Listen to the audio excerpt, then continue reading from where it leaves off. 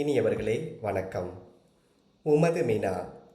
மத்தேயு நற்செய்தியில் நாம் வாசிக்கும் தாளந்து எடுத்துக்காட்டு தழுவியது போல் இன்றைய நற்செய்தி பகுதி இருந்தாலும் மத்தேயுவுக்கும் லூக்காவுக்கும் நிறைய வித்தியாசங்கள் இருக்கின்றன. மத்தேயு நற்செய்தியாளர் தாளந்து கொடுக்கப்பட்டதாக எழுதுகிறார். லூக்கா அதை மினா என குறிப்பிடுகிறார். மினா தாளந்தை விட மதிப்பு குறைவானது. மத்தேயு நற்செய்தியாளர் 5, 2, 1 என்று வெவ்வேறு அளவுகளில் தாளந்துகள் கொடுக்கப்பட்டதாக எழுதுகிறார். லூக்கா நற்செய்தியில் 10 பேர் ஆளுக்கு ஒரு மினா பெறுகிறார்கள். மத்தேயு நற்செய்தியில் வீட்டுத் தலைவர் நெடுந்தொலைவு பயணம் மேற்கொள்கிறார். லூக்கா நற்செய்தியில் அவர் அரசுரிமை பெறுவதற்காக செல்கிறார். தாளந்துகளை பணியாளர்களுக்கு கொடுக்கிற தலைவர் அவர்களுக்கு எந்த ஒரு அறிவுரையும் சொல்வதில்லை. ஆனால் மினாக்களை கொடுக்கிற தலைவர் அவற்றை வைத்து வாணிபம் செய்யுமாறு அறிவுறுத்துகிறார். லூக்கா நற்செய்தியில் 3 பேரிடம் மட்டுமே கணக்கு கேட்கப்படுகிறது. 3வது பணியாளர் மத்தேயு நற்செய்தியின்படி தாளந்தை மண்ணில் புதைக்கிறார். லூக்கா நற்செய்தியின்படி மினாவை கைக்குட்டையில் முடிந்து வைக்கிறார் பணியாளர். மத்தேயு நற்செய்தியில் தலைவர் நல்ல பணியாளர்களை வெறும் சொற்களால் பாராட்டுகிறார்.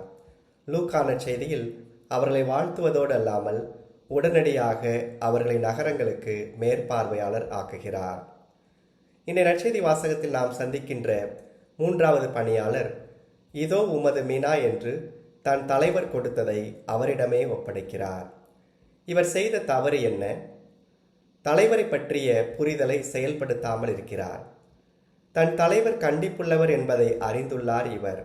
ஆனால் அறிதலுக்கு ஏற்ற செயல்பாடு அவரிடம் இல்லை. எடுத்துக்காட்டாக, சர்க்கரை நோய் உள்ளவர் சர்க்கரை எடுத்தல் கூடாது என்பது அறிதல். அந்த அறிதலுக்கு ஏற்ற செயல்பாடு இருந்தால்தான் சர்க்கரை நோய் கட்டுக்குள் இருக்கும். ஆக அறிதல் மட்டும் இல்லாமல் செயலும் இணைந்து நிற்றல் வேண்டும். 2, இவர் எளிதானதை செய்கிறார். எளிதானதை செய்யலாம் அல்லது சரியானதை செய்யலாம். எடுத்துக்காட்டாக, காலையில் நான் எழுந்து உடற்பயிற்சி செய்தால் என் உடல் நலத்திற்கு உகந்தது என நான் உணர்கிறேன். ஆனால் காலையில் மணி அடித்தவுடன் நான் எழாமல் தொடர்ந்து உறங்குகிறேன் என்றால் நான் எளிதானதை செய்கிறேனே அன்றி சரியானதை செய்வதில்லை. மினாவை கைக்குட்டையில் முடிந்து கொள்வது எளிதானது. வியாபாரத்தில் முதலீடு செய்வது சரியானது. அந்த நபர் எளிதானதை செய்ய விரும்புகிறார், ஏனெனில் சரியானதை செய்வது அவருக்கு கடினமாக இருக்கிறது. 3, புதிய முயற்சிகள் பற்றிய அச்சம். வியாபாரத்தில் மினாவை இழந்துவிடக்கூடும் என பயப்படுகிறார் பணியாளர். ஆனால் அதற்கு மாற்றாக வட்டிக்கடை இருப்பதை அவர் மறந்து விடுகிறார். யோசிக்கும் போது புதிய முயற்சிகளுக்கான வழிகளும் பிறக்கவே செய்யும். நம் கதை மாந்தர் கொண்டிருந்த அச்சம் புதிய முயற்சிகளை அவர் கண்களிலிருந்து மறைத்து விடுகிறது. இதையே பொருளாதாரத்தில் இழப்பு வெறுப்பு பிழை என்கிறார்கள். Loss aversion fallacy. தன்னிடம் உள்ளதையும் இழந்து விடுவோமோ என்ற அச்சத்தில் செயல்படாமல் இருப்பது.